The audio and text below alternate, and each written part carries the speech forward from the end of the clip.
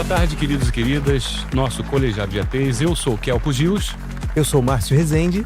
E hoje, antes de começarmos o Resenha de ATs, quero que vocês compartilhem, curtam e divulguem o nosso trabalho para que mais conteúdo de qualidade chegue até vocês. Gente, nós temos 2 convidados literalmente de outro mundo, né, Marcos? Acabaram de aterrissar. Acabaram. E não tô falando isso sem propriedade, não. Sabe aquele filme Armagedon, onde a nave pousava num cometa, né? Aquilo era ficção científica. Mas hoje, nem tanto.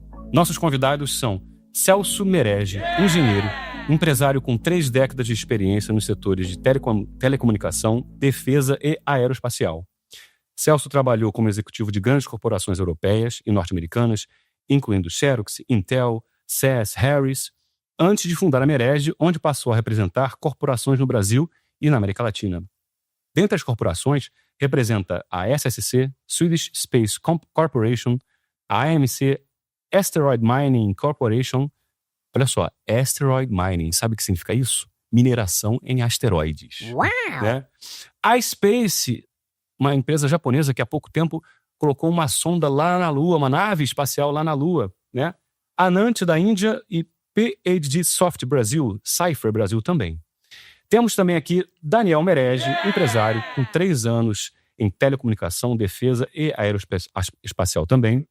É advogado com especialização em direito digital e contratos. Uau! Sejam muito bem-vindos. Obrigado, Kelpo. Obrigado, Kelpo. Gente, eu quero fazer logo uma pergunta que eu fiquei assim, abduziu minha mente. Quando eu olhei essa pergunta, eu falei, meu Deus, isso é verdade isso? Quer dizer que existem trilhões e trilhões e trilhões de dólares flutuando no espaço? Pois é. Quer começar? Não, pode falar. Fica à vontade. O que a gente pode... Para não dar muito spoiler, né? Porque tem muita pergunta que vai fazer a gente voltar nesse tema. O que a gente pode... Mas dando spoiler de todo jeito, né? A gente pode explicar para vocês que entre Marte e Júpiter tem um cinturão de asteroides, conhecido genericamente como cinturão de asteroides, para não confundir com o que está lá no fim do Sistema Solar, que é o Kuiper, que é muito menos acessível, vamos dizer assim, né? E nesse cinturão mais acessível, apesar de ser bastante longe também, existem asteroides já identificados. São milhões deles e uns 1.500, vamos dizer assim, dentre uns 1.500 já mais ou menos mapeados, existe um realmente que tem uma cifra astronômica, sem trocadilhos, né? Porque essa questão passa por analisar material que compõe esses asteroides. Esse, que tem um nome complicado, Psyche 16 ou 16, né? Não vamos entrar no mérito de quem deu esse nome nem por quê, porque senão a gente vai desviar do assunto. Esse asteroide é provavelmente um núcleo de um pequeno planeta em formação que se degradou numa colisão e sobrou lá flutuando. Ele é muito denso, ele tem materiais mais nobres, inclusive, né, que simplesmente ferro e outros metais mais conhecidos. E ele seria não apenas muito valioso pelo tipo de material que ele tem, mas também pelo fato dele ser um núcleo exposto de um planeta que ainda está... É no irmão dos nossos planetas do Sistema Solar?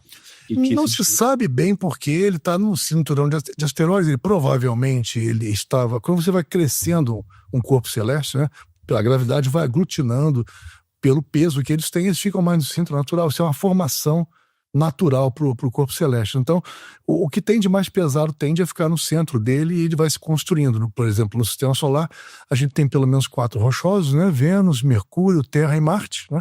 Os demais são gasosos, então se você tentasse entrar neles, você não teria onde pisar, teoricamente, né? Não há um núcleo rochoso. Mas quando existe um núcleo rochoso, porque os materiais que se aliançaram são desse tipo, né? Esse núcleo rochoso nunca está visível para a gente quando vê o planeta pronto. A gente encontra um núcleo desse exposto ali e chega à conclusão de que ele é produto de uma colisão e sobrou ali daquele jeito.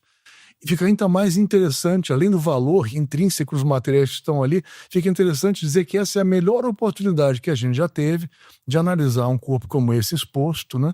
E dizer, puxa, agora eu não preciso cavar nenhum desses planetas. É como se ele contasse uma história? Exatamente. Como é que eu vou chegar no núcleo de um planeta para saber como ele é? Pois é, não tem como perfurar. Que oportunidade eu teria para fazer isso, se não essa, que expõe esse núcleo lá? Então ele tem... Por exemplo, a NASA está indo até ele, né? Tem uma missão a caminho, né? Só que eles dizem que o motivo da missão é explorar o núcleo exposto de um planeta em formação. Não são os trilhões de toneladas de ouro. É o dinheiro que pode sair disso.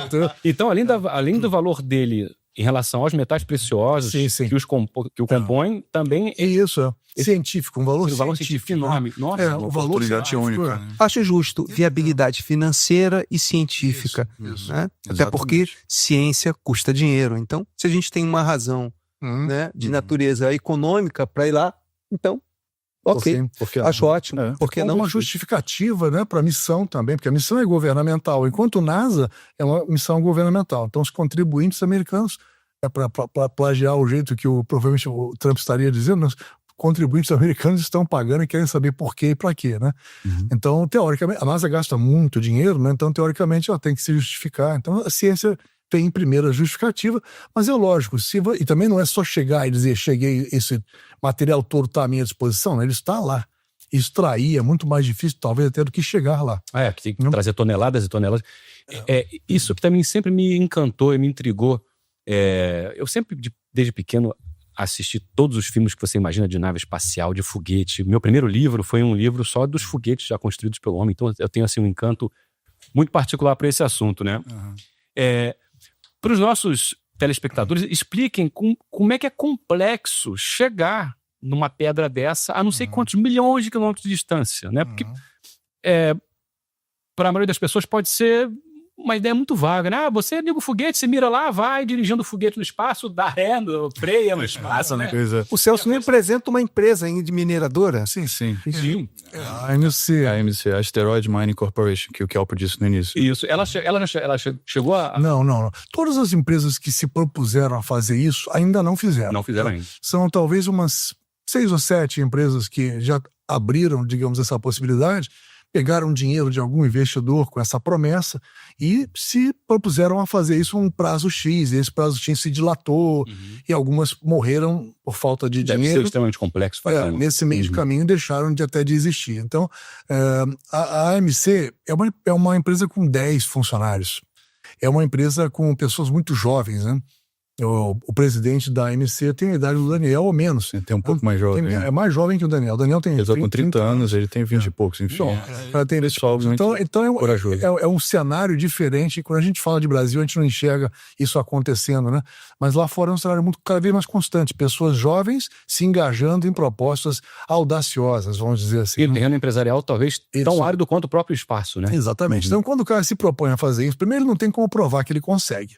E passa a ser um sonho na frente do investidor. Como é que você chega com um pitch, que é aquele conjunto básico de slides que mostra que você merece aquele dinheiro, né?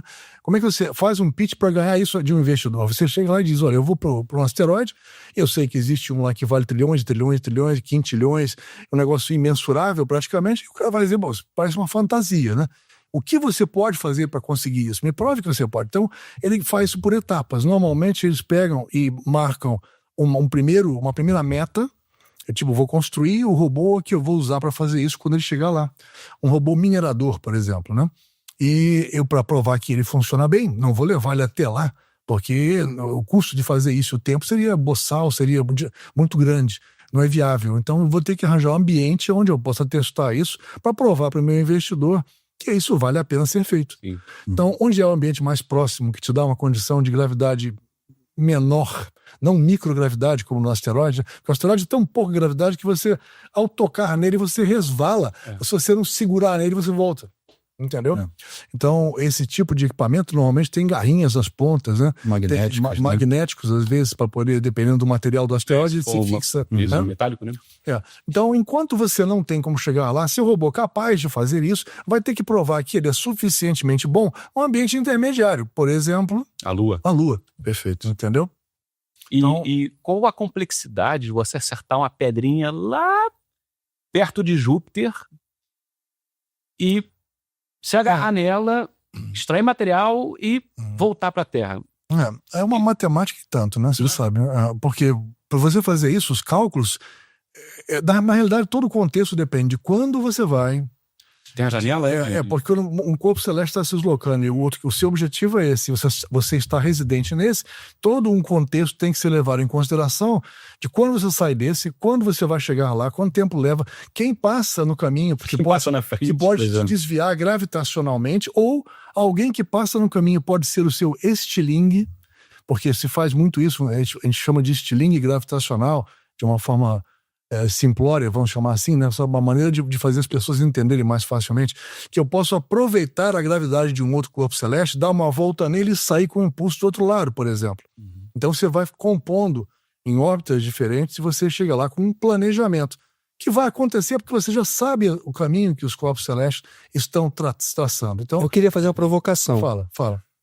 Digamos que nós consigamos identificar um corpo celeste, o material que tem nele, e que haja viabilidade tecnológica e um projeto de execução bem sucedido. Qual o impacto na economia do planeta, do nosso planeta, se um projeto desse fosse bem sucedido? Fala comigo, Daniel. Pois é, porque se, por exemplo, trazer esse Psique 16, que o Celso estava mencionando, é praticamente inestimável, né? O quanto vale os metais que existem nele. Então, se você tivesse um mecanismo, uma forma de trazer isso, você meio que desvalorizaria muitos outros ativos aqui na Terra. A economia em si teria um desequilíbrio que nunca teve um precedente antes, né? Então, muitos ativos teriam uma desvalorização repentina. Bom ponto de vista, né? Você conseguir depois compensar isso de alguma forma é muito difícil. E é claro que tem outros riscos, né? Outros problemáticas que tem que pensar antes de trazer um asteroide para perto da Terra, né? Gravitacional, o asteroide pode se desfazer em menores pedaços Eles trariam para perto da Terra? A ideia é não, porque também para você trazer de volta, né? É claro que você traria em pequenos pedaços, mas isso requer muito mais logística, é muito mais complicado, né? Se você manda 10 caminhão lá para Júpiter. Não pode ser tão fácil, não tem como ser tão fácil. Então você tenta aproximar o asteroide daqui, né, para dar para mais perto da Terra, também tem uns riscos muito grandes, né, questões gravitacionais. E talvez não seja uma pedrinha pequena, né? Sim. Pois é. Se for o Seifert 16, né, Psique 16, o núcleo de um planeta deve ter centenas de quilômetros, né? Também. Provavelmente. Esse eu não sei dizer o tamanho. Ele não é o maior asteroide que você vai encontrar nesses já correlacionados, mas é o mais valioso, né, porque ele é todo metal. Tem maior? Praticamente todo metal. Tem. O Ceres acho que é o maior, né? O Ceres é muito grande. Seria um planeta anão, quase, mas tá lá. Hélio 3, eu ouvi falar de uma... Porque existe o olhar para o espaço, tem a ver com as matrizes energéticas que são oferecidas em abundância, né? E já foram identificadas em alguns lugares, né? Isso tem um pouco a ver com a razão pela qual nós estamos colocando todos os nossos canhões para a Lua? Também. Então, por exemplo, Hélio 3 que você mencionou é um recurso que agora está sendo muito visado por potências enormes, tipo a China, por exemplo, porque é um recurso que praticamente não existe na Terra, é quase mínimo a quantidade que existe de Hélio 3. Nem sabia que existia na Terra. Pois é uma porcentagem minúscula. É um isótopo do hélio. Hélio é um gás, né, claro, mas ele é um recurso que ele é muito utilizado para fusão nuclear, que vai ser uma tecnologia que está sendo desenvolvida exatamente.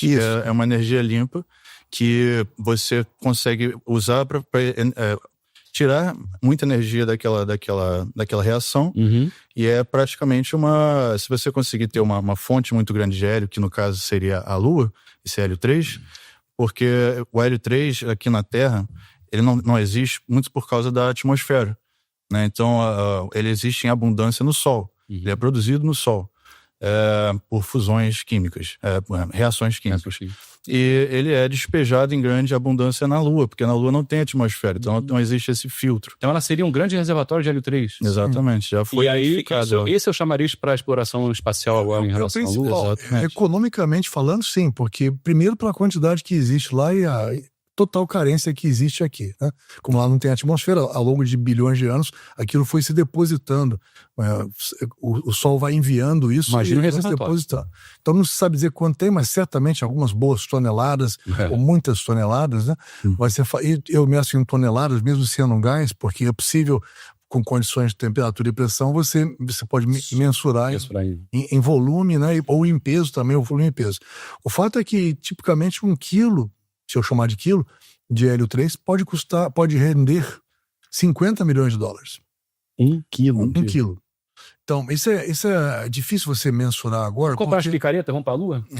Você imagina eles trazerem 3 toneladas de hélio? É difícil você mensurar isso, porque isso é mercadológica, né? Mas por que vale tudo isso? Porque só com ele você consegue uma reação de fusão estável.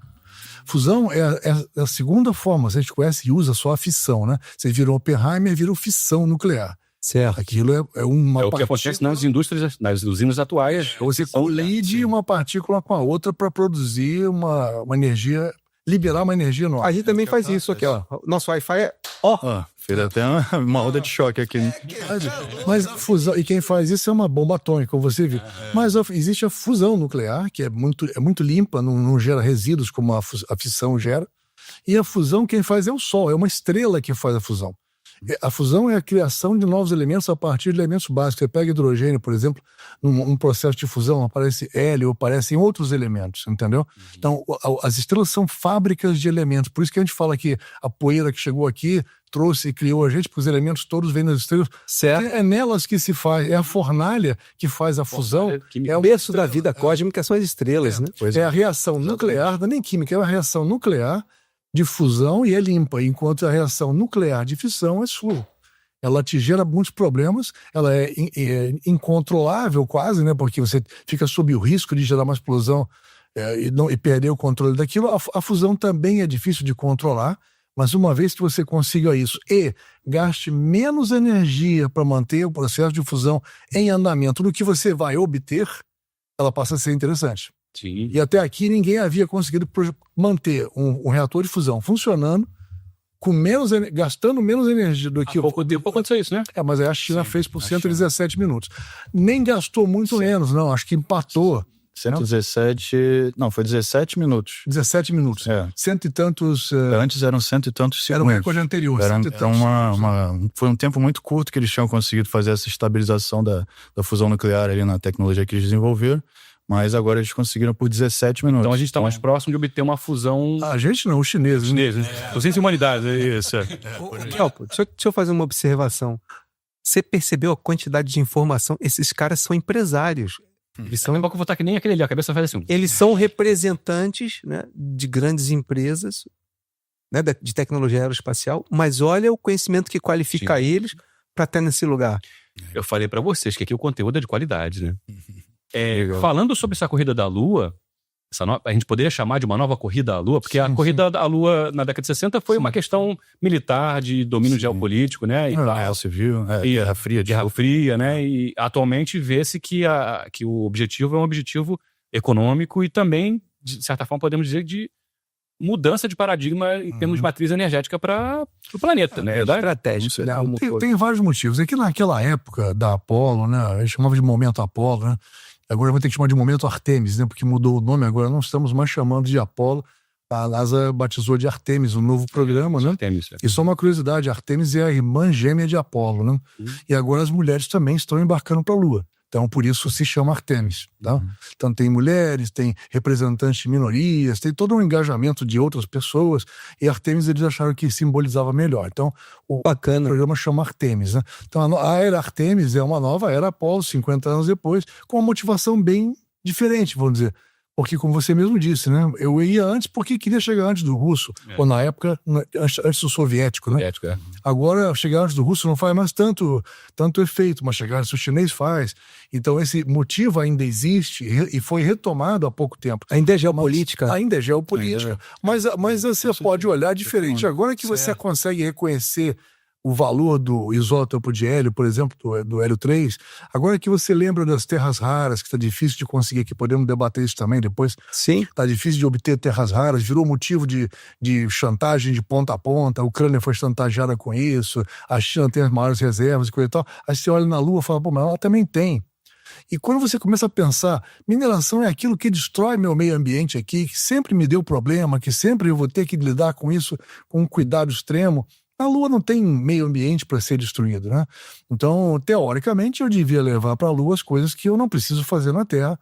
Com isso, vou ter um ganho ambiental fabuloso também. Se eu pudesse minerar só lá e não aqui, ou mais lá, ponto de vista excelente, aqui, entendeu? Excelente. Entendeu? Já que lá não tem atmosfera, não tem água potável exposta, não tem nada, não tem animais andando de um lado para o outro que vou prejudicar. Sim, árvore. Não tem nada aqui, não tem o que prejudicar, teoricamente, né? Aí alguns dizem, você vai mirar a Lua até ela acabar. Também não é assim, né?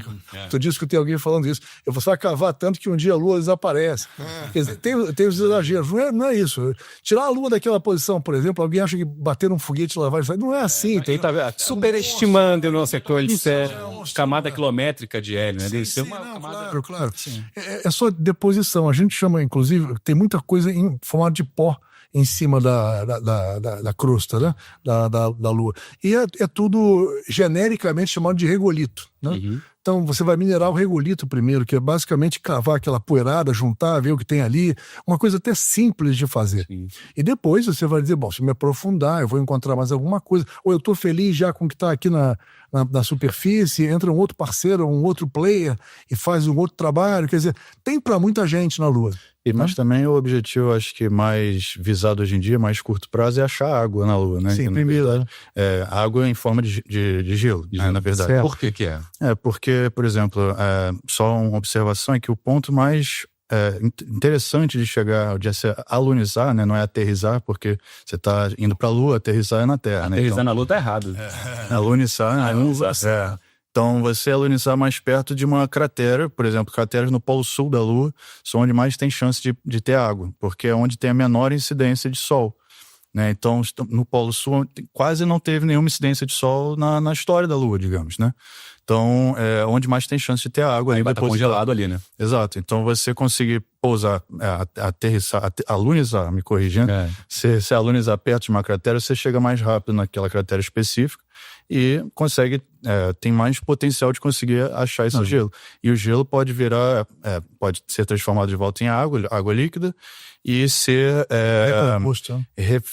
retransformado para virar combustível, por exemplo. Separar o hidrogênio. Separando o hidrogênio. Combustível de foguete, né? Exatamente. Então, combustível... E ela pode se tornar um ponto para, como se fosse um pré-posto de abastecimento até para viagens mais longas.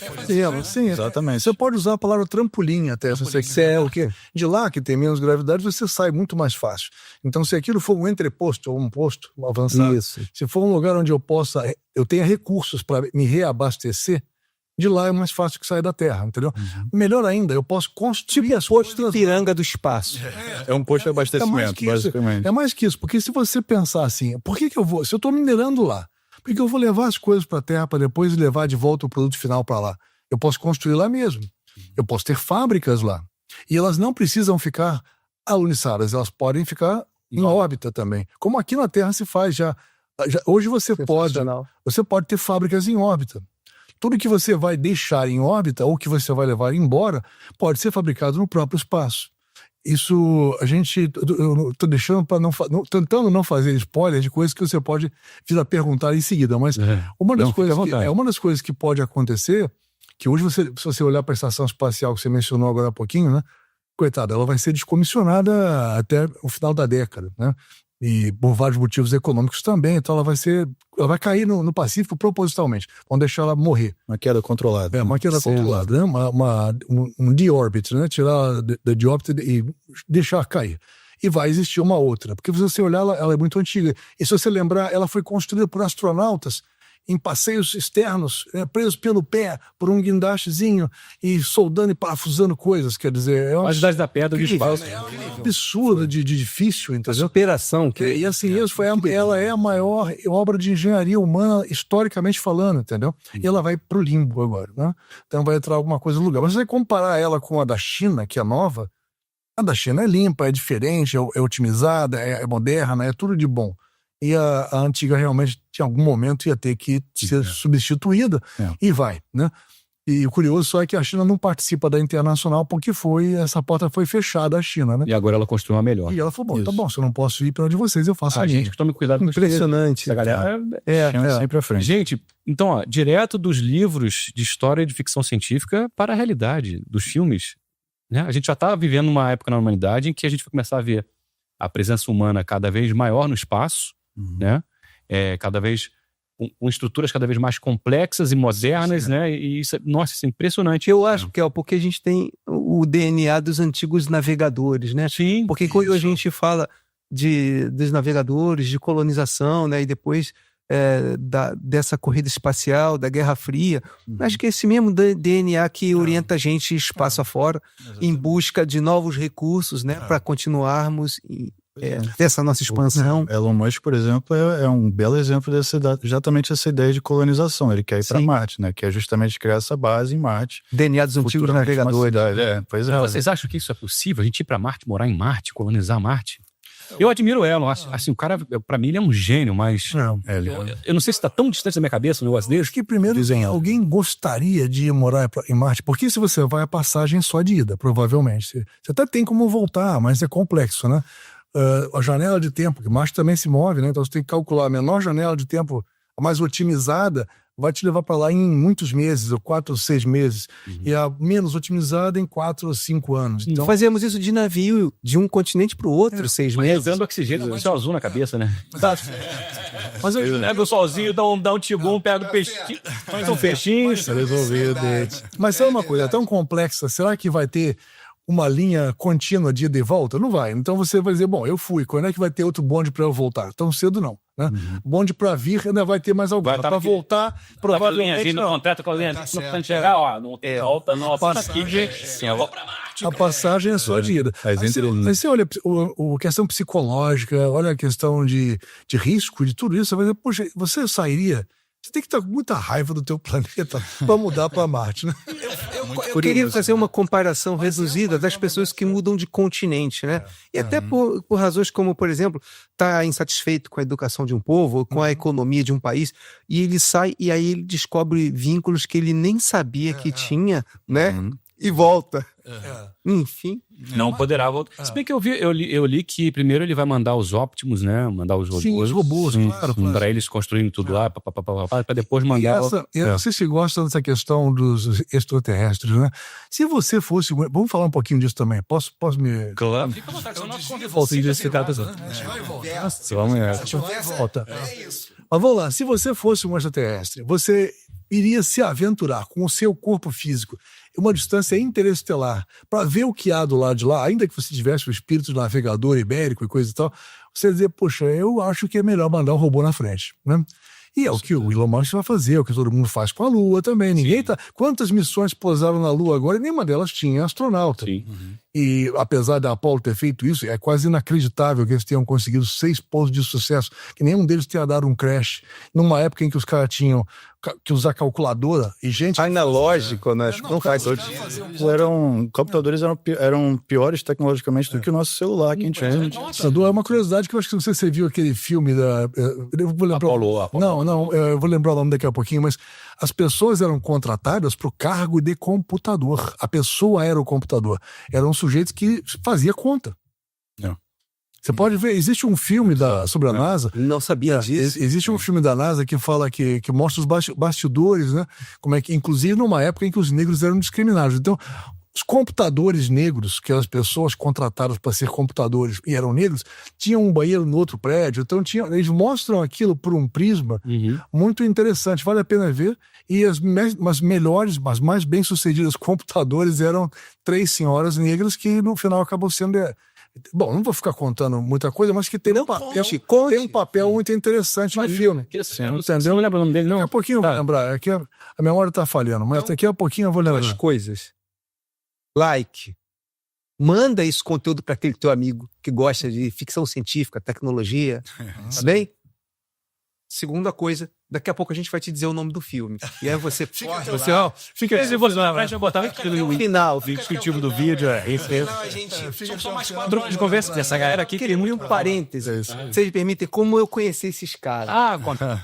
Então, eu conheci o Celso perdendo um voo. Eu fui convidado. De Saturno pra cá, de Marte? Não, era aqui. O João era aqui no planeta. Um pouco mais perto. Na verdade, foi o voo que nos perdeu. Né? Foi o voo que nos perdeu. Excelente colocação. Nós estávamos indo para o Uruguai, né? E aí, ali na passagem dos Andes, tem uma turbulência, né? Eu me lembro desse detalhe, uma turbulência normal naquela região e estava com problema na cabine. Prejudicou. Pressurização. E aí nós nos conhecemos no saguão do aeroporto. Eu fui convidado, essa empresa estava fazendo 25 anos lá no Uruguai, que estava entrando no Brasil. Aí eu também, ele não sabia, nem sabia dele, entendeu? Eu ia dar uma palestra lá, eu era um convidado palestrante. E ele era o convidado, ele foi cotado para ser presidente dessa empresa aqui no Brasil. Foi, inclusive, a primeira vez que eu escutei num contexto sério a expressão no fucking way. A gente falando sobre isso, eu falei, pô, cara, que bom, e você vai aceitar, e ele já mandou essa pérola. No fucking way. No fucking way. E aí, desde lá, nossa amizade se fortaleceu e eu pude conhecer o Celso, o Daniel, e a família dele. E é um núcleo de intelectuais, cara. Pô, temos papo aqui para 3 dias de resenha de ET, né? É a vida inteira e mais meia hora, como diria uma da... Tá conversa, cara. Sinceramente, uma coisa que eu ia perguntar, e o Brasil nessa corrida espacial? Pois é, o que eu acho que a gente não pode fazer, e isso infelizmente a gente faz, né? É por motivos vários, a gente fica agarrado na coisa que a gente não conseguiu fazer. Enquanto ela não acontece, a gente chora, a coisa não acontece e fica ali perdendo energia. Então, por exemplo, se eu não conseguir fazer, eu sou o Brasil, eu não consegui fazer até agora um transporte para sair da órbita, porque até aqui os nossos projetos, o VLS-30, que fez 30 voos, mas... VSB-30, né? VSB-30, que fez 30 voos, 15 deles lá na Suécia, em Esrange, o resto aqui no Brasil. Mal e mal conseguiu... São voos suborbitais, eles vão até lá e o projeto era para ser apenas um voo suborbital. Depois ele desce, ele faz um experimento temporário no trajeto e desce. Tipo, fornece aquele ambiente de microgravidade temporariamente e desce. Só para isso, a gente fez zilhões de tentativas e tal, e não conseguimos fazer aquilo se consolidar. Depois a empresa faliu, que era a Vibrar, está até agora em falência, mas é a única empresa que nós temos para isso, e é privada. Então, por ser uma empresa privada, o governo cobra impostos, não quer aliviar os impostos. Tem toda uma falta de política para fazer a sobrevivência, assegurar a sobrevivência de quem está fazendo isso. Mesmo com o status de empresa de defesa, que dá um monte de isenções e coisa e tal, mesmo assim esses caras estão quebrando a cara, e não é de hoje. Por que eu vou ficar insistindo que enquanto esse cara não conseguir me levar até a Lua, eu não passo desse estágio? Se hoje, eu não gosto de usar essa expressão, mas porque uberização é um processo. Hoje em dia, eu ia te pedir as pessoas falam uberização, né? Mas é a marca de alguém, então não vale a pena a gente ficar usando para isso. Mas eu peço licença poética aqui para usar. A uberização permite que, por exemplo, a gente compare o que é você pegar um carro. Eu vim para cá de Uber hoje. Eu não queria vir de carro, vim de Uber. Ou não tenho um carro, venho de Uber, né? Se eu não tenho um foguete que me transporte até a Lua, por que eu não tomo Uber para a Lua? Ah, porque não existe. Existe. Existe porque desde que o mundo privado entrou, isso é o que a gente chama genericamente de New Space, né? Desde que o mundo privado entrou nessa história, desde que o mundo governamental se conscientizou de que ele gasta muito mais para fazer a mesma coisa e que ele pode licitar para alguém entrar e fazer, ou que ele pode permitir abrir as portas para que o outro cara vá até sozinho fazer. Desde que isso tomou forma, e até no Brasil isso tomou forma, tá? Porque tem um arcabouço legal para isso, o legislatório, pelo menos, pronto para isso. Tem empresas aqui, né? Abriu suas portas para isso. Certo. Mas agora pode aparecer um Elon Musk brasileiro. Sim. Porque hoje é permitido. Existe o arcabouço legal em andamento. Então, e ele provou que é possível ir para lá com muito menos dinheiro. Isso, mas estou dizendo, no mundo todo, de um modo geral, as pessoas estão trabalhando dessa forma. Então, por que não eu virar para alguém que está oferecendo o transporte lunar e dizer, me leva na Lua, quanto custa? Me deixa lá no lugar tal, marca no X onde você quer, no dia tal. E o resto é comigo. E você se preocupa com a tua missão quando você chega lá. O que eu faria se alguém te levasse até lá? É isso que você tem que pensar como o Brasil hoje. O que eu faria se eu me teletransportasse para lá? Eu vou pagar por isso, tudo bem, mas alguém me deixou aonde eu queria. E agora? Eu tenho equipamento, eu tenho um payload, como a gente chama, que eu posso transportar. O payload é a carga útil, é aquilo que eu levo dentro do... Existem projetos também, a gente tem projetos de pesquisa espacial. Sim, tem. A Embrapa tem também, por exemplo, de fazer agricultura na Lua, né? Então, fazer testes de agrícolas na Lua, né? Tentar plantar alguma coisa lá, fazer uma tipo de estufa que tentasse, por exemplo, já tem até matéria sobre isso, usar sementes de batata doce, de grão de bico, tentar fazer uma plantação na Lua para ver se seria viável ou não, qual é o ambiente ideal para aquilo ou não. É matéria específica, né, para a gente agora. Podemos falar disso especificamente, mas basicamente, só para você entender, é material geneticamente alterado para ter características de resistência que possam trabalhar dentro de uma estufa. E até mesmo depois você vai ter parte das condições para eles sobreviverem como a gente chama de terraformar o ambiente, né? Ele vai ter uma atmosfera, vai ter não sei o quê. E aquilo, uma vez estabelecido ali, mesmo com as condições insuficientes, vamos chamar assim, ele prosperaria. Então tem a batata doce, que ele mencionou, tem o grão de bico modificado, que a Embrapa já fez também, e o Brasil, de vez em quando, a pessoa até critica, brincando, saem uns artigos aí, o Brasil está falando da batata doce, do grão de bico, em vez de estar falando isso aqui, mas na realidade são boas, são coisas prósperas. Complementares, né? São coisas prósperas. Nossa. O problema é que isso não dá o ibope que o outro dá. Por exemplo, se eu te disser, vou te levar para a Lua, para você minerar e trazer algo que vale 50 milhões de dólares o quilo, opa, isso, now we're talking, outra pra você. Vou te levar pra Lua pra plantar, vou te levar pra Lua pra você plantar batata doce. Agora vou te levar lá, vou plantar batata doce, o cara vai levar plantar batata em outro lugar, né? A motivação não é a mesma, isso é o que eu quero dizer. Não, mas é importantíssimo. Não, é importante. A forma de Marte, viagens interplanetárias com duração longa, né? Sim, mas imagina eu chegar pra vocês, eu quero justificar a minha ida lá. Aí eu vou te justificar com batata doce. Eu quero falar, não, mas eu justifico com mineração e eu vou trazer milhões. Bom, esse cara tá mais qualificado, entendeu? 1 quilo de batata doce no mercado não deve custar 50 milhões de dólares. Nós continuaríamos sendo o celeiro do mundo e estrategicamente você tem bem interessante. Claro. E é interessante, sim, tanto que o Brasil escolheu, o Brasil é signatário de Artemis também. Artemis tem vários países como signatários, são 40, já passou de 40 países, né? Então, o Brasil talvez tenha sido o 30º tal, mas tudo bem, ele está lá assinado também, cada um tem um propósito de contribuição. Então ele vira e falou assim, meu propósito é a agricultura no espaço. Acho que foi isso que o Brasil assinou desse jeito. É o papel do Brasil. Então, se o Brasil se dispôs a fazer agricultura no espaço como justificativa para assinar a participação dele na Artemis, agora ele tem que, no mínimo, ir até o espaço tentar fazer, certo? Senão, não fez sentido. Então, por que assinou? Então, é difícil você chegar para os caras e dizer, poxa, você tem que ir e tem que fazer a tentativa para isso. E alguém dizer, mas não está na hora. Então, por que você assinou? Então, você está engajado, não tem, agora tem que fazer. Tá bom, não vou lá só para isso. Eu posso me engajar para minerar. Com isso, eu faço outras coisas acontecerem, que justifica melhor. E eu levo também uma estufa, como ele mencionou. Faz um combo, né? Bota uma estufa, porque o espaço dentro de uma cápsula de transporte pro payload é relativamente amplo para o propósito em questão. E o robô minerador pode ser pequeno, esse que a gente representa e que a gente está discutindo aqui, ele tem 40 centímetros de altura do solo. Sério? Só. Sim. Ele é escalável, né? Ele pode ter até quantos metros de altura? Até 10 vezes 10 vezes esse tamanho de 40 centímetros. 4 metros de altura? Se você quisesse fazer um grande assim, você poderia. Mas para levar para a Lua não faz sentido. Claro. Peso, você paga fortunas para deslocar esse peso para lá. Cubagem, né? Então você não vai querer que ele seja grande. Ele vai lá fazer experimentos. Então, pequeno, ele resolve o assunto, certo? Ele tem um cargo bay, a barriguinha, que ele pode por até 5 quilos. Então, ele funciona... 50 milhões de dólares só ali, na maioria do robô. Não, mas ele vai pegar para analisar. Ele tem capacidade de análise físico-químicas, né?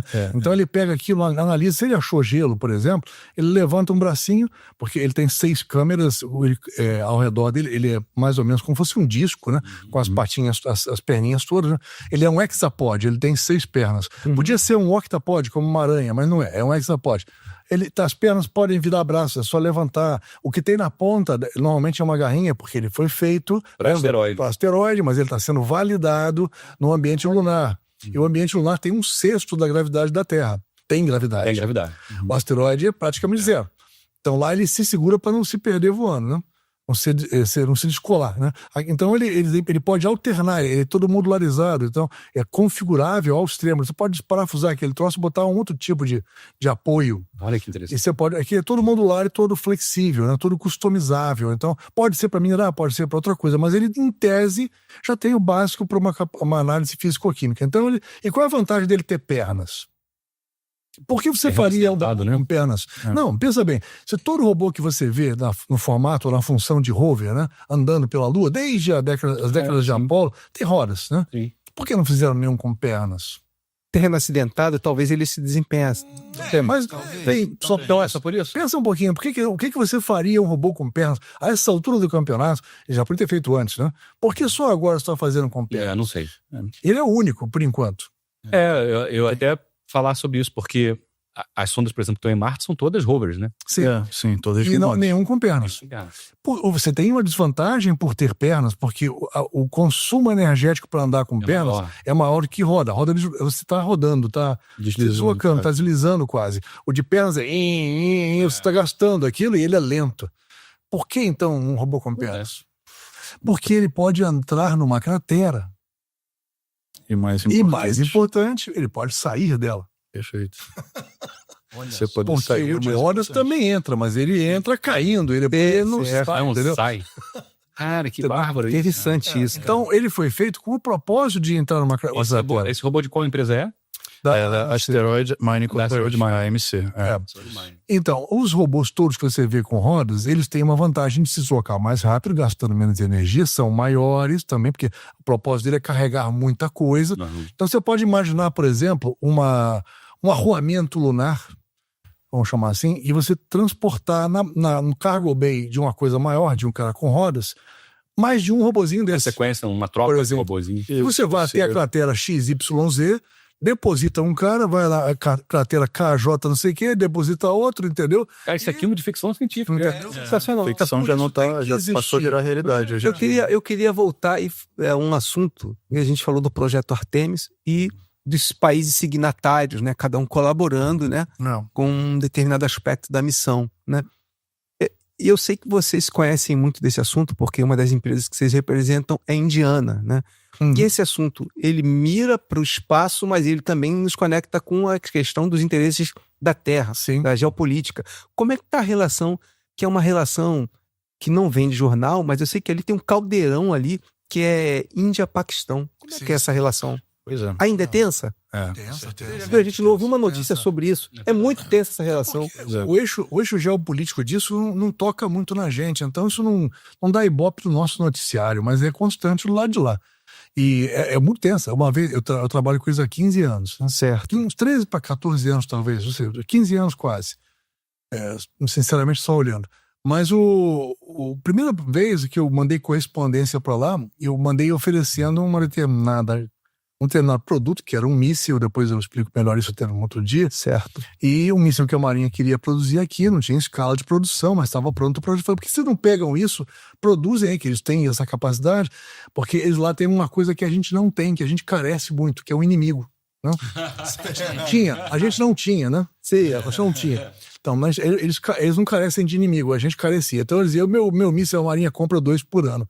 Aí você consome 700 dele por ano. Certo. Faz você aí. O míssil está pronto. Então. E acabou que eu mandei essa correspondência dizendo que era bom, até porque que eu sabia que o Paquistão não tinha um daquele. A correspondência emudeceu porque eu escrevi Paquistão. E eu fui saber quase 40 dias depois por quê. Porque um outro indiano me disse, olha, você não pode escrever a palavra Paquistão em lugar nenhum. No e-mail. Entendeu? No e-mail. Porque você entra você cai na lista negra. E a empresa que recebeu também. Entendeu? Então, você cria um problema para a empresa. Níveis de tensão. O nível de tensão é complicado, né? Eu me lembro que uma vez eu entrei num hotel, isso tem até no aeroporto também, mas os carros com aquele negócio de detector de coisa embaixo do carro e tal. E eu achei engraçado até que o cara estava fazendo revista com aquilo. Ele não tinha dado a volta no carro e o carro arrancou e entrou. Assim, o motorista achou que ele tinha passado. E ele não tinha. E eu olhei pelo não sei se o retrovisor aqui, e o cara atrás fez assim, o guarda fez assim. Fiz assim, Aí eu falei, tensa, mas não é tanto, né? Tensa, mas não é Eu queria voltar ao assunto da exploração espacial e saber... Porque quando a gente fala em exploração espacial, a gente tem muita referência dos Estados Unidos, né? Sim. Ainda mais agora com Elon Musk, né? E seus foguetes voadores e... Dizer que o foguete não dá ré, mas com ele dá, né? Bom, ele agora daria de dar ré, algo que era impossível. Não dava. Era tido como impossível, né? E outro dia eu ouvi falar que fizeram uma analogia que o que ele fez seria tão difícil quanto tacar uma agulha de cima de uma Empire State e fazer com que ela aterrissasse de cabeça em pé lá embaixo. Nossa. Eles acho que estão falando isso por causa da questão dos ventos, das influências todas que você tem que compensar enquanto está descendo, entendeu? Sim. Porque isso está variando, né? Então, o algoritmo disso, o cálculo disso, o tempo de resposta que você tem que ter, porque ele errou várias vezes, perdeu vários quase faliu, quase foi falência. por causa disso, por insistir nisso, né? E quando funcionou, todo mundo de queixo caído. Até agora a China também quer fazer. Agora o cara da Amazon, esqueço, o Jeff Bezos está aí pronto para fazer a mesma coisa agora e tal. Então, todo mundo ficou incentivado pelo sucesso dele, mas ninguém tinha coragem. É aquela frase antiga que a gente dizia, né? Não sabendo que era impossível, foi lá e fez. Foi lá e soube. Pois é, tem uma full trocadilha. Tem uma frase que diz isso, não sabendo que era impossível, foi lá e fez. Não sabia que era impossível. Ninguém me disse. Não, porque quando alguém rotula de impossível alguma coisa, você se afasta, né? E ele se aproxima. Eu admiro muito o lado visionário dele, nesse sentido, né? Que ele é um cara que é um daqueles seres humanos que vem e não... Ele dita o que tem que ser feito, simplesmente. Mas... Pô, a NASA que é a NASA, descontinuou os ônibus, né, espaciais. Como é que tu vai vir aqui e vai fazer por 1/10 do preço? O cara foi lá e fez. Custou 10 vezes menos, se não me engano, 100 vezes menos. Uma coisa absurda. E agora que ele pousa de ré, a distância ficou imensa de qualquer outro. Ninguém pode fazer, por enquanto, o preço que ele faz. Não, tá assim, há anos. Entendeu? Então, falando sobre ele e essa iniciativa de Marte, né, eu queria voltar nesse assunto também e depois puxar um outro. Eu vi em algumas reportagens ele dizendo que a intenção de ir para Marte seria de preservar a espécie humana em função da ameaça de extinção que a gente tem em relação a choques, né, de corpos celestes com a Terra. E qual a opinião de vocês em relação a isso? Vocês acham que isso é possível de acontecer? A gente sabe que de vez em quando acontece um esbarrão, né? Os dinossauros que o digam, né? Pois é. É a história do longo prazo, né?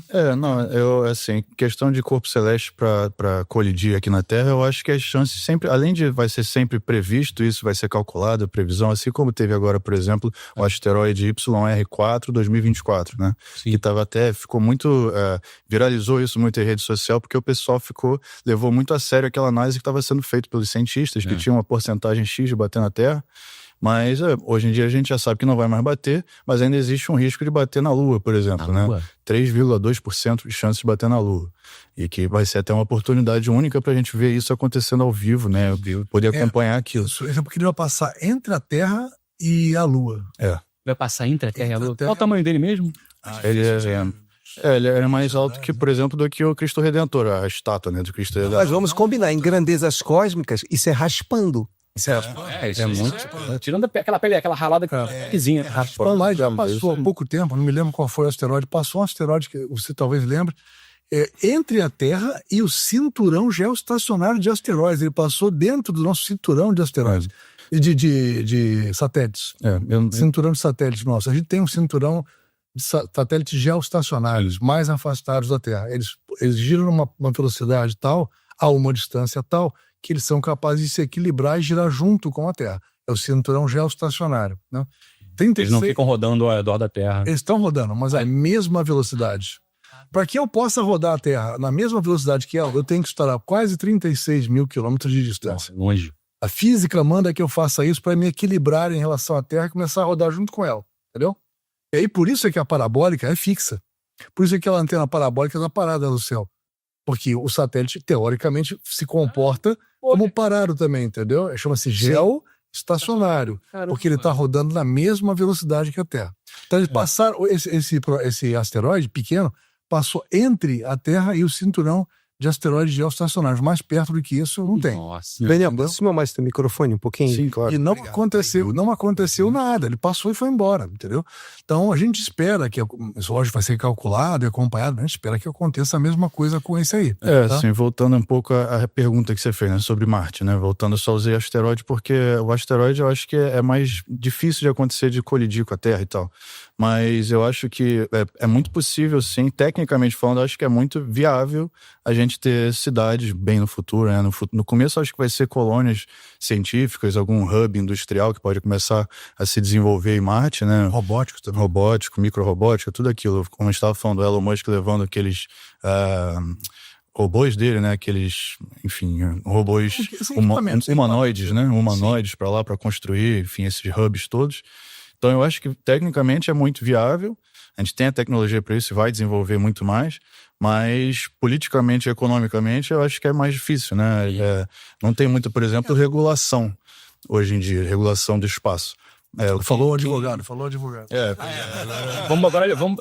Como é que seria? Como é que seria então você vender um terreno em Marte? Daqui, ó, quero vender 6.000 metros quadrados direto com vista para a cratera, sei lá, do Monte Olympus, à beira do Monte Olympus. Sabe que tem um cara que vende terreno na Lua há muitos anos, no americano?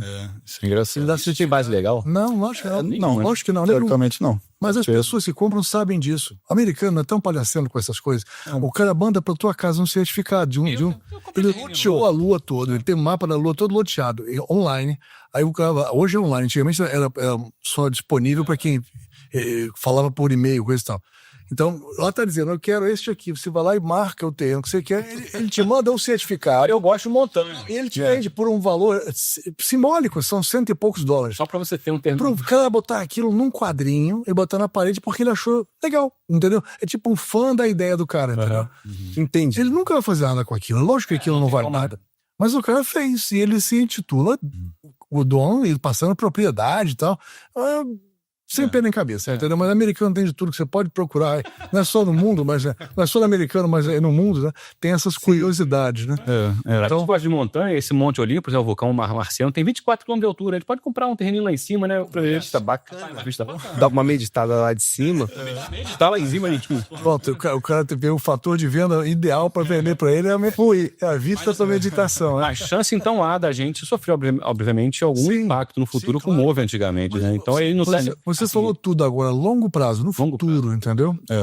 Porque você tem que olhar qual é o teu longo prazo, qual é o teu horizonte de longo prazo. 30 anos, 40, acho que eu vou botar aqui. Para nós, pouco faz diferença isso, mas para um cara como Elon Musk, que está trabalhando por um objetivo de longo prazo, seja qual for a razão que o faz fazer isso, né, ele pode justificar desse modo. Ele pode dizer, não, eu sei que um dia isso vai ser necessário.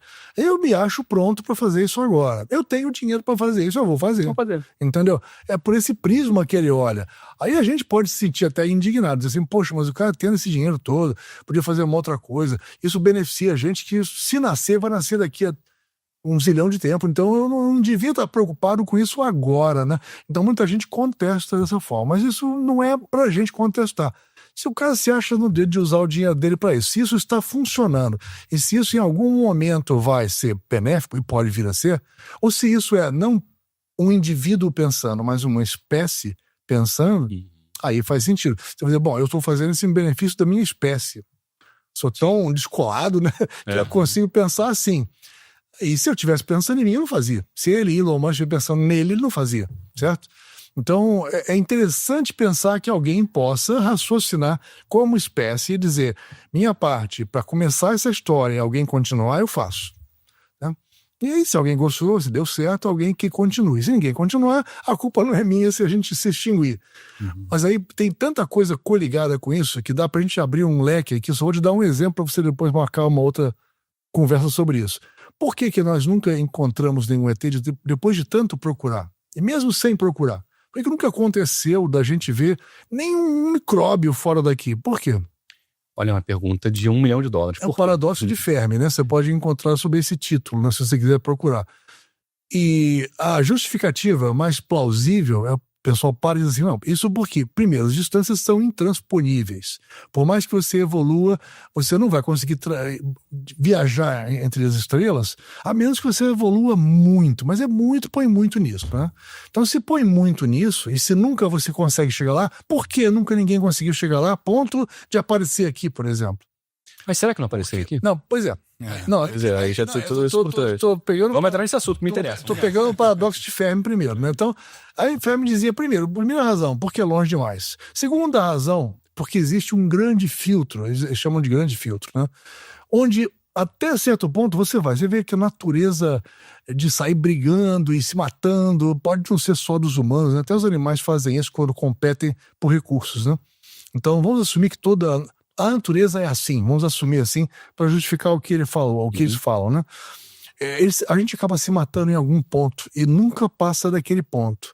Quer dizer, nasce aqui, nesse planeta, nesse sistema, evolui, bomba atômica, nunca evolui, se autodestrói em algum momento. Chega num ponto em que dê para se juntar.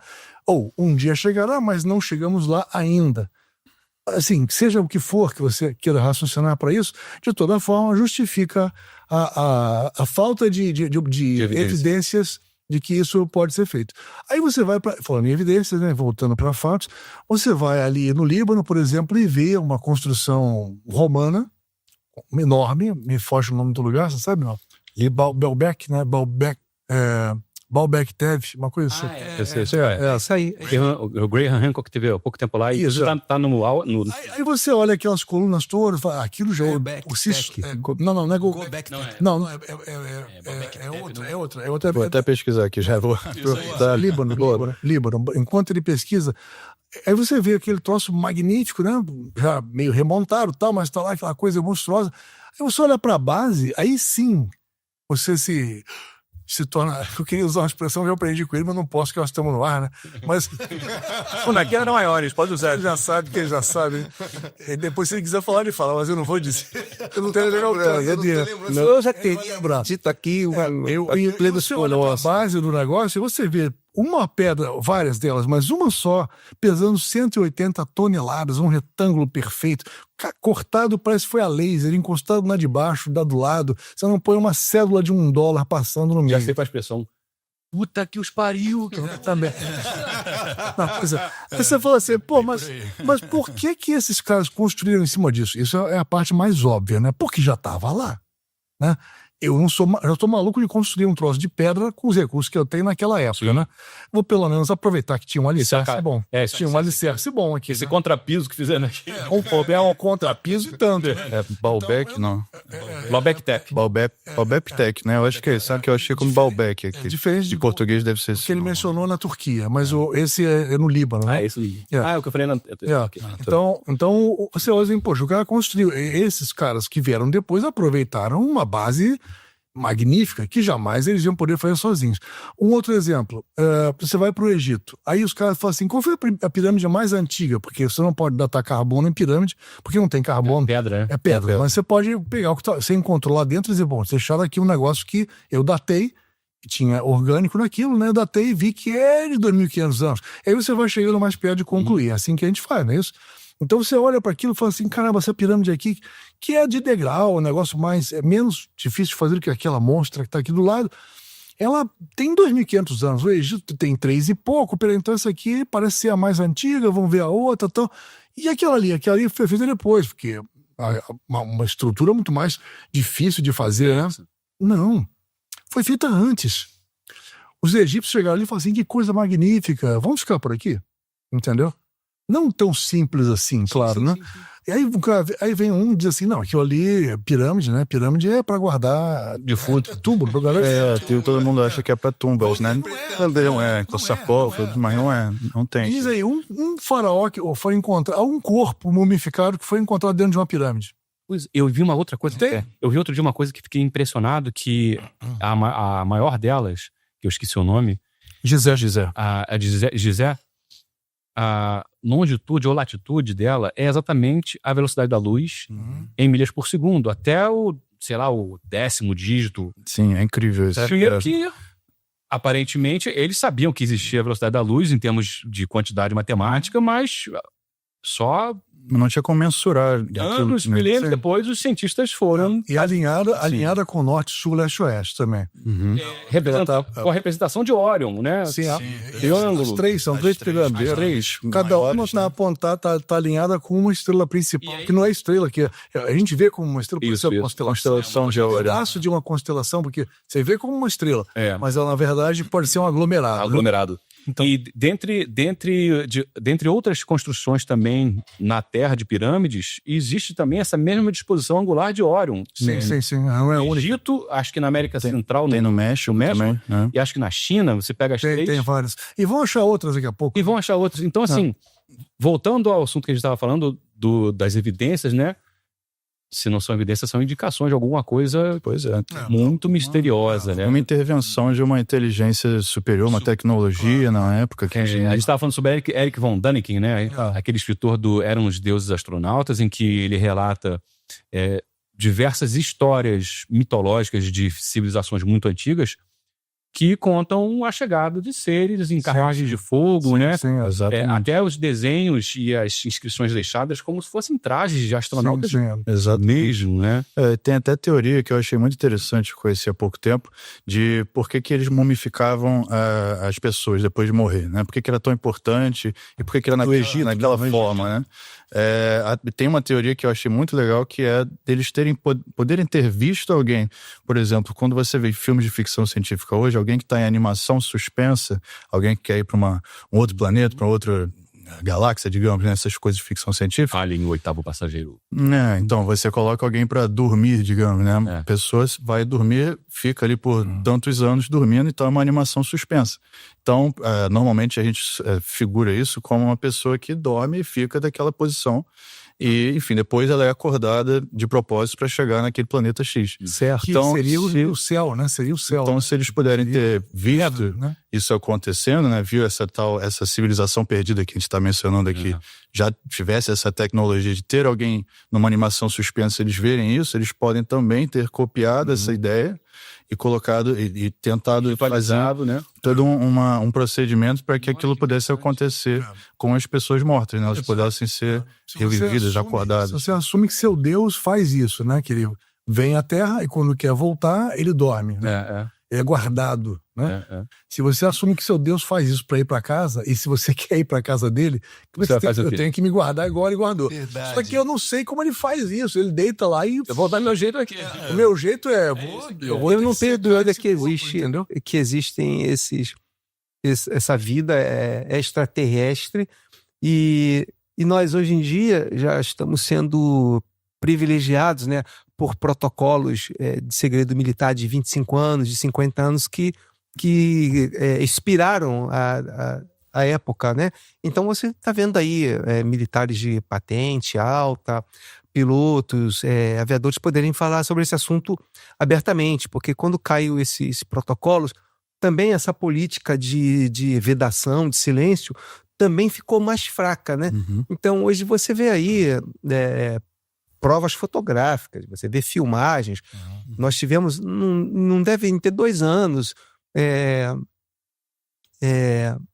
um depoimento sob juramento para senadores americanos, por militares, que disseram que sim, Estados Unidos tem engenharia reversa em diversos mecanismos. Sim, os Estados Unidos tem corpos, né?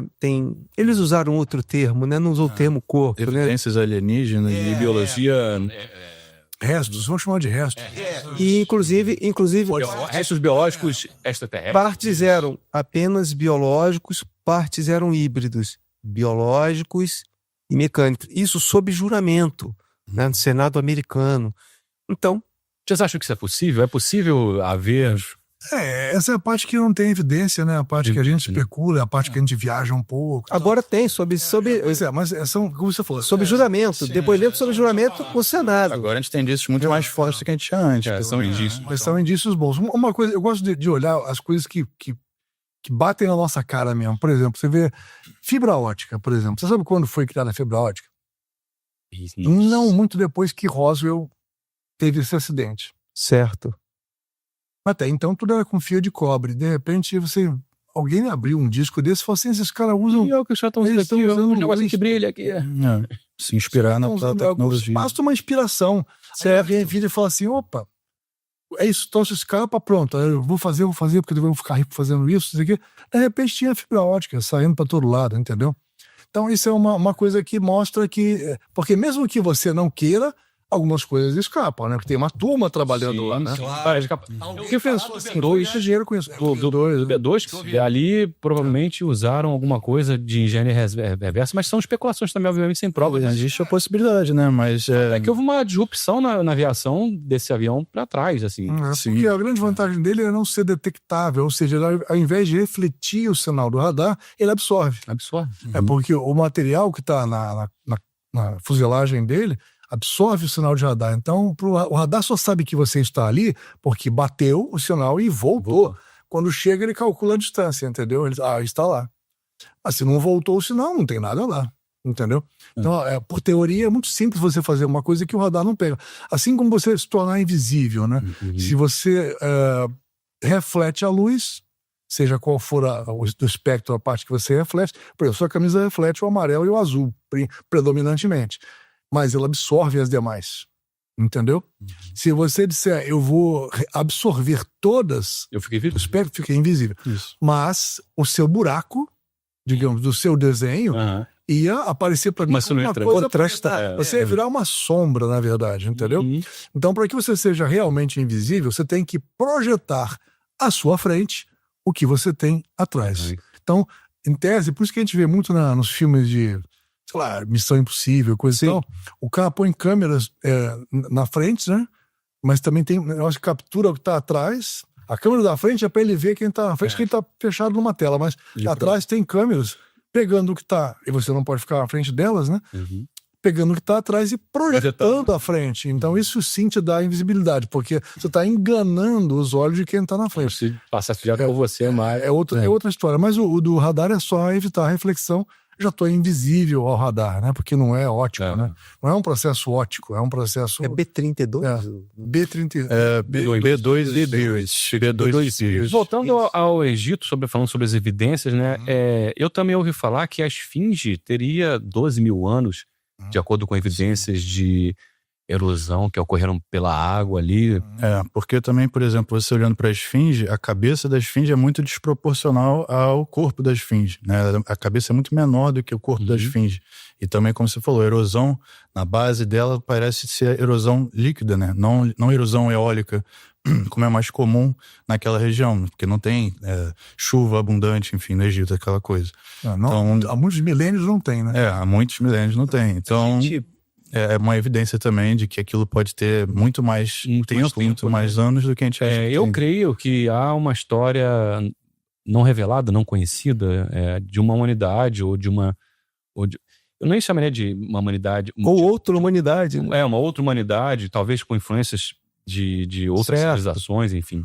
Fato é que evidências há, né? Muitas evidências. O Graham Hancock, inclusive, teve nesse complexo de Tebá, eu sempre esse nome, Tebá, que é o PEC, será que é o nome que é? Agora, a gente vai botar tudo na descrição, tá, galera? A gente não sabe, a gente bota na descrição, né? A gente vai... É quase uma batiza. Turquia, é da Turquia, você tá falando. Não, é esse que ele falou. Esse que eu falei não é de lugar nenhum, que eu falei... Mas foi você que falou o mais próximo, você que falou mais próximo da pronúncia. Göbekli Tepe, por aí, cara. É difícil pronunciar. Mas ele chegou mais perto. Mais próximo. E o Graham Hancock, ele tem um documentário no Netflix, Apocalipse Antigo, se eu não me engano, esse nome. Eu sei qual é. É Apocalipse... daqui a pouco eu vou lembrar, eu sei qual é. A gente é ruim de lembrar as coisas, mas a gente lembra.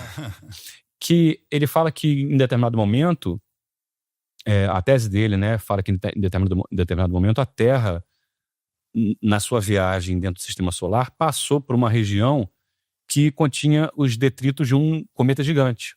E esses detritos entraram pela atmosfera e atingiram a Terra vivia na época uma idade do gelo, e eles atingiram, né, as camadas de gelo. Hemisfério norte, principalmente. E houve um derretimento e houve o dilúvio, que é inclusive retratado em diversas religiões, diversos registros históricos. O grande dilúvio, né? Que Noé, né? Finalmente uma evidência científica para esse grande dilúvio seria justamente a colisão desse resto das cometas com a Terra e não tudo. Não, os asteroides teriam sido os causadores do derretimento rápido do gelo. E como isso aconteceu principalmente no hemisfério norte, que na época devia ter muito mais gelo do que tem hoje, né?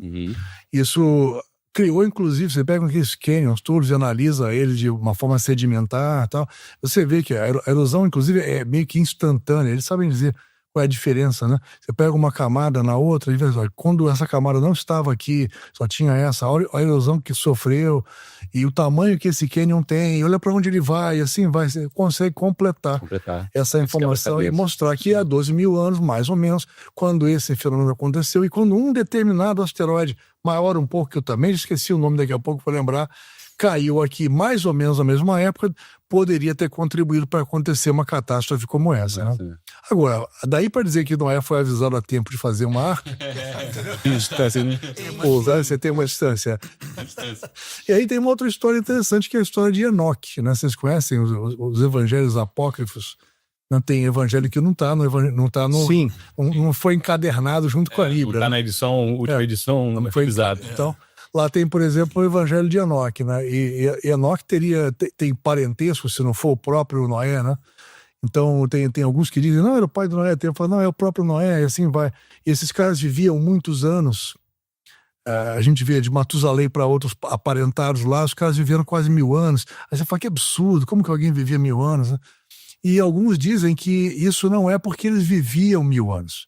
É porque eles estiveram presentes num intervalo de quase 1000 anos, mas a intervalos regulares. Como se ele fosse para uma outra dimensão temporal. Uhum. E lá, lembra Interestelar? O cara voltou e viu a filha velha, né?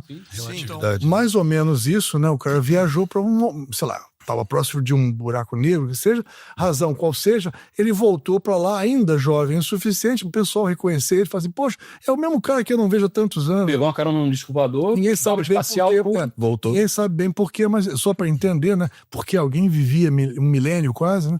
Mas o fato é que esses caras tinham alguma relação com quem estava comandando a coisa por aqui, e esse alguém sabia que em algum momento isso ia acontecer, e disse, preciso que você preserve as sementes do que está em volta. Porque quando você fala, peguei um casal de cada bicho, na realidade você deve ter ajudado o pessoal qualificado a separar uma condição genética de cada um. Eu posso ter tremendo um freezer aqui dentro, entendeu? E eu colocar, vamos dizer, um casal de elefante num tubinho, entendeu? Não preciso do casal de elefante inteiro. Eu preciso preservar a genética de todo mundo e salvar alguns que vão propiciar a continuidade. Então, você foi eleito a fazer isso. Você não, que vai dar merda. Tipo, porque você estava qualificado.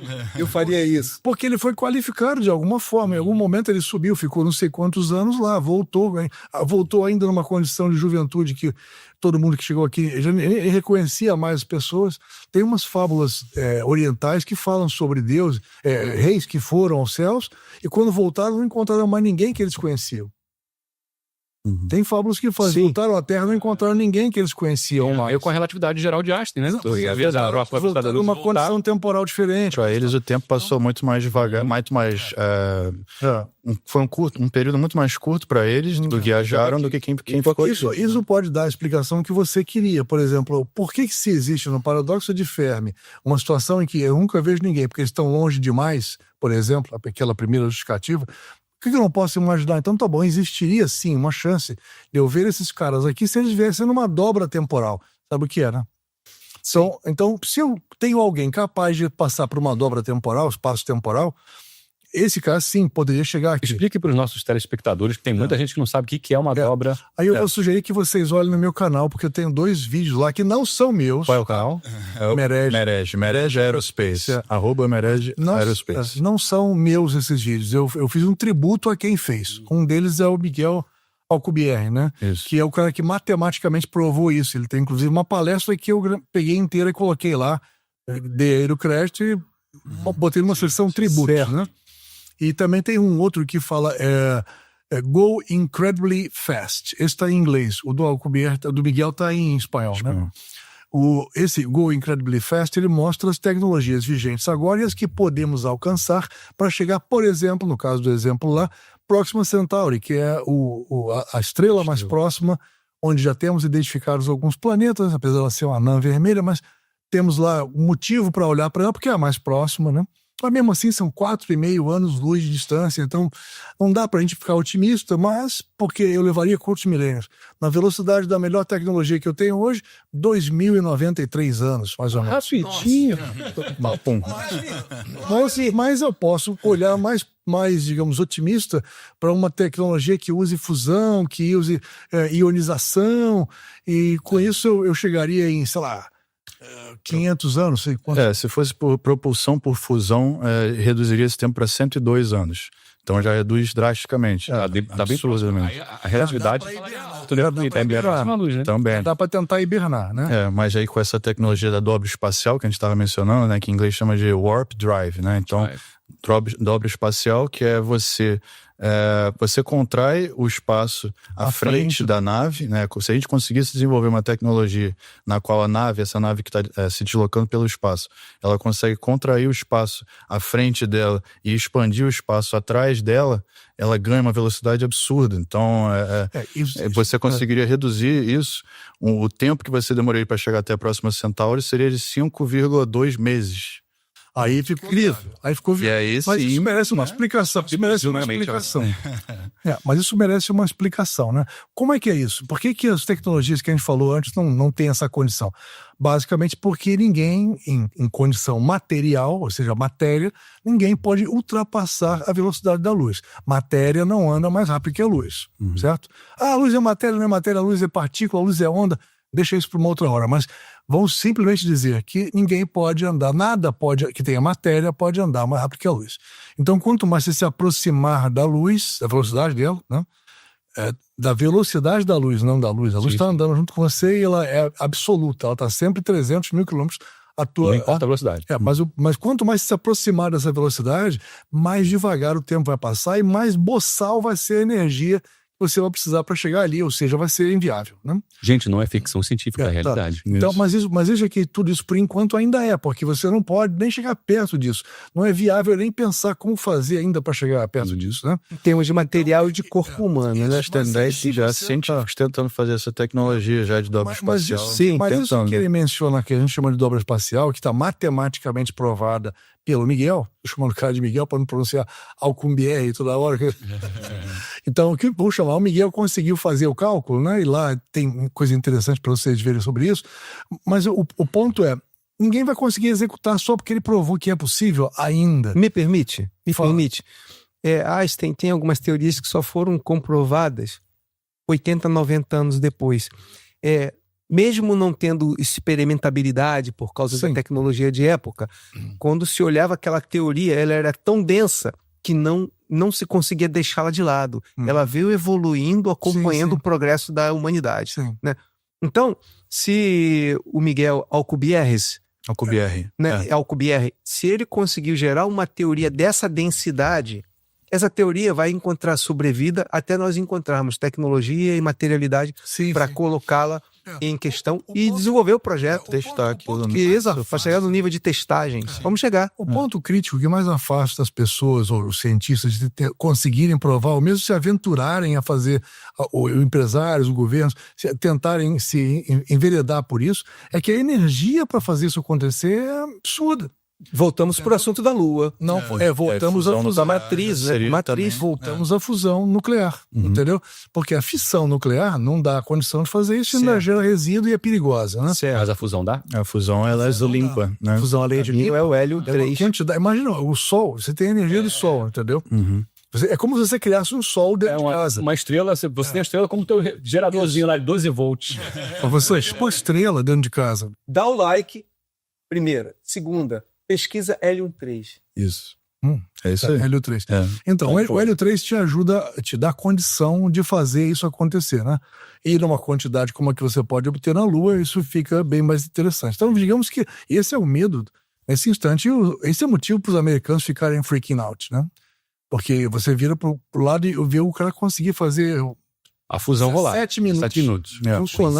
A China está muito à frente deles nesse quesito. A China pôs para frente e o americano já era.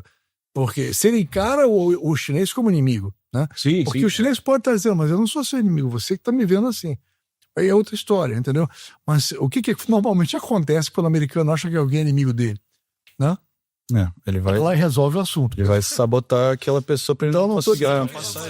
Não estou dizendo que ele está fazendo isso ou que vai fazer, mas estou dizendo que isso é um motivo de discórdia. Isso é um motivo que deveria ser um motivo para a gente ficar feliz, que estamos chegando lá. Vai virar motivo para um querer pegar o outro. Sim. E como é que estão os outros países nessa corrida? Japão, a China, acho que pra Lua? Tá todo mundo larga. Quem largou na frente? Da Lua, você diz da Lua, né? Da Lua. Bom, muitas missões lunares privadas aconteceram e ainda vão acontecer até esse ano ainda. E a maioria delas não foi 100%. A gente viu aí, não foi só os japoneses que tiveram problema. Os americanos também pousaram quebrando uma perna do módulo, outro deu uma capotada, e a sobrevivência daquele módulo reduziu muito, então ele trabalhou por um tempo bem menor. Aí você vai dizer, chegou lá, atuou, mas minimizou a atividade, então já conta lá como um meio fracasso, né? Isso inclusive, foi... Eu vi alguém comentando um desses defensores, tipo, da terra plana ou do homem nunca ter pousado na Lua. Foi um dos argumentos que usaram. Pô, os caras, em 1960, conseguiram pousar e agora não estão conseguindo. Foi tudo filmado num estúdio de televisão. Isso é realmente muito difícil de entender. E eu também me pergunto isso toda hora. Eu falo, caramba, o que esses caras tinham que a gente não tem, né? O cara vinha meio no joystick pra pousar, né? Um humano dentro do negócio daquele. Será que eles não alugaram um estúdio lá em Hollywood? Também. Sem saber o que ia encontrar, né? Sem saber o que ia encontrar. Eu não sabia se o terreno era firme, se era fofo. Eu não sei. E vinha no joystick, né? Que acha que... Eu acho que o homem, me parece que ele chegou à Lua. Eu também acredito. Mas, quando você elenca dúvidas, eu também duvido. Entende o que eu quero dizer? Você se colocar na pessoa de que está ali duvidando, eu acho muito plausível você duvidar. Eu acho... Combustível de época, tecnologia de época, analógica. Tudo. Peso de uma CGA, pô. Tem muita evidência, não parece ser o contrário. Né? Já foram em Houston, naquele museu do... Não. Aquele museu... Nunca fui a Houston. Johnson Space Institute, não é isso? Eu fui lá uma vez que eu fui a Houston para uma conferência e me sobrou um dia, eu dei uma fugidinha lá, fiquei certo. Então eles têm, por exemplo, a Saturno 5, que era o foguete... 130 metros de foguete. Ela toda separada em estágio, deitada, né? Protegida por um galpão bem comprido, né? E ao longo da Saturno eles têm as bandeiras de cada Apolo, né? Cada missão, com um painel, com várias coisas, informações e tal. Você vai aprendendo sobre a Apolo e olhando para Saturno, né? Saturno 5, né? Que é o foguete deitado ali. E como ele tá separado em módulos, você olha por dentro, né? Você mete a cara assim, não precisa meter a cara, porque é gigantesco. Certo. Você olha assim e olha para outro lado. O que tem de trapizonga, de coisinha, de tubinho com rosca, entendeu? Aí você fala assim, Jesus, como é que os caras subiram onde falhava, entendeu? Traz a chave 15 aí. É um negócio, né? E as temperaturas. Naquela época, tudo na mão. Né? Aí você fica pensando, como era possível você controlar tudo isso sem nenhum recurso computacional proporcional a isso? Boa pergunta. Como era? O Celso merece. Como eu vou saber? Daniel, como era possível que tudo isso só resolveu? Computacional. Mas esse é uma pergunta. Vocês que são os convidados. Vamos fazer. Eu tenho uma pergunta para fazer. Como era possível? Pois é, você fica pensando, como é que o Elon Musk perde tantos dos foguetes dele com a tecnologia que ele tem hoje? E os caras perderam também, mas não tantos. Não, proporcionalmente falando, as falhas deles eram muito menores, entendeu? E era governo.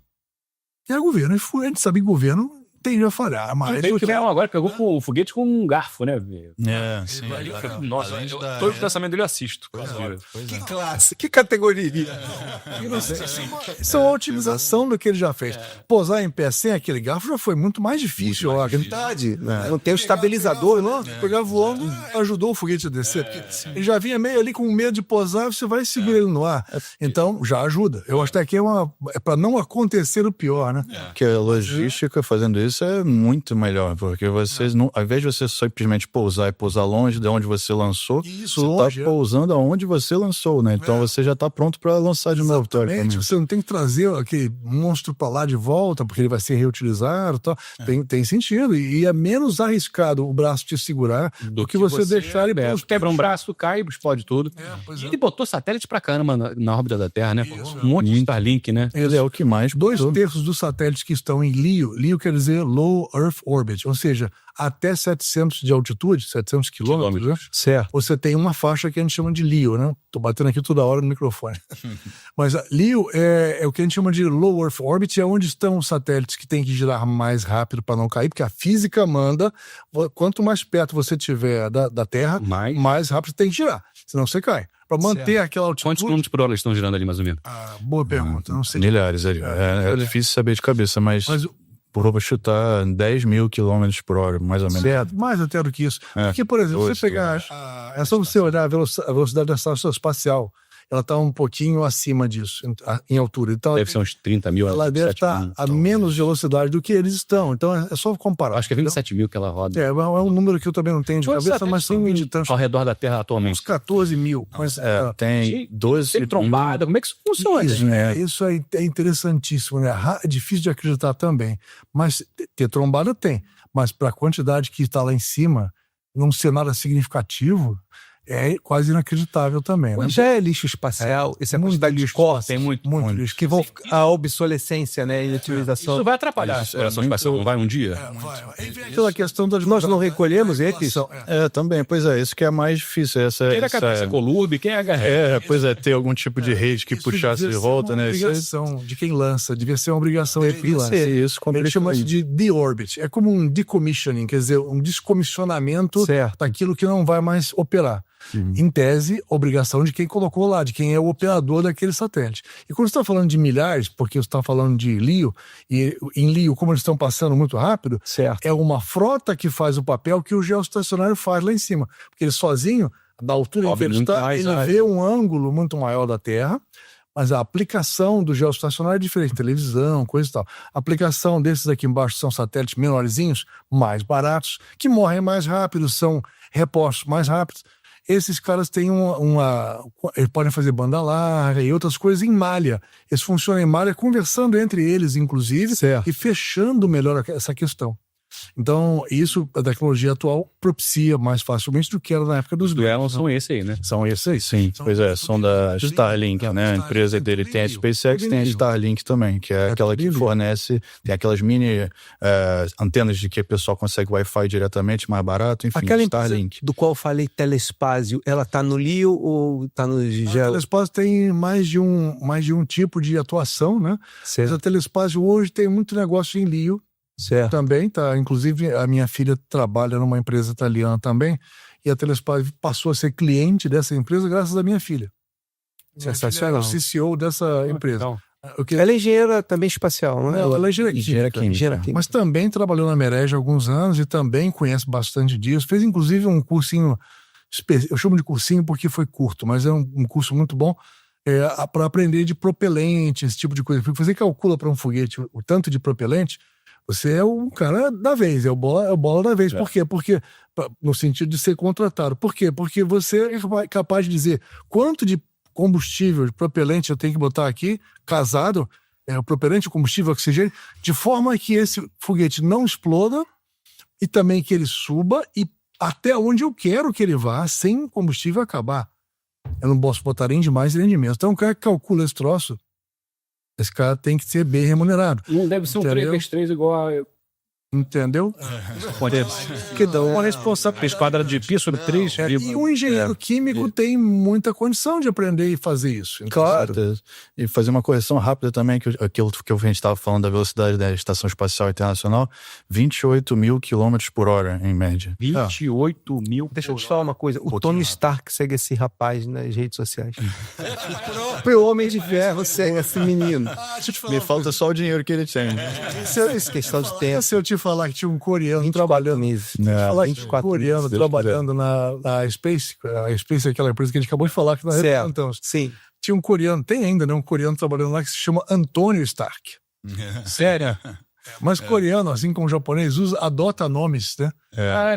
São nomes ocidentais. Mas até no falar deles, eles adotam palavras em inglês mesmo e falam em inglês. Também. Mas Antônio Stark, eu falei, poxa, você é Homem de Ferro, então, né? Tony Stark. Foi a Space que enviou recentemente uma nave para a Lua, não foi? Sim, a Space? Foi a segunda missão dela, ela vai fazer uma terceira ainda. Essa segunda foi aquela que veio viajando usando estilingue orbitais até chegar na Lua. Eu queria que você falasse sobre isso, que é muito... 5 meses. 5 meses de viagem, né? Eu queria que você falasse sobre isso.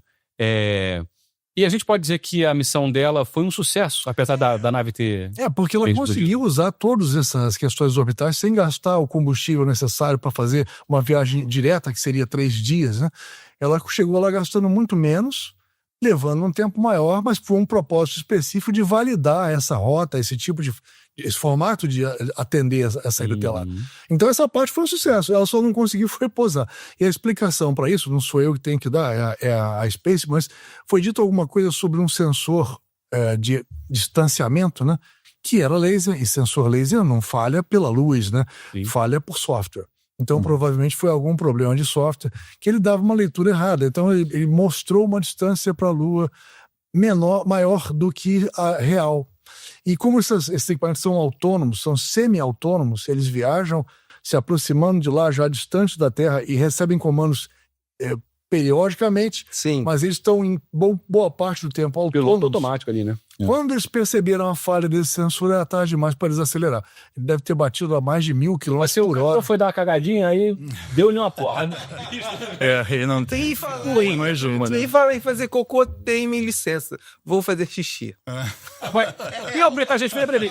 Fala o seguinte, ó, nosso papo já tá, agora que eu tô vendo, galera, 1h30 quase, aliás, 1h30 conversando. Pô, não falta assunto pra gente. Muito bom conversar com esses caras. Quer falar o seguinte, vamos fazer uma pausa e vamos gerar um outro capítulo, né? A gente vai ter 2 episódios. Pode ser. Vamos lá. Top. 2 episódios, tá bom? Vamos lá. Obrigado pela presença de todos. Um beijo enorme e a gente volta no próximo episódio. Não deixe de se inscrever no canal. É isso aí. Dá um like, compartilhar. Aliás, vamos fazer como de praxe? A gente quer que vocês deixem os seus contatos nesse episódio.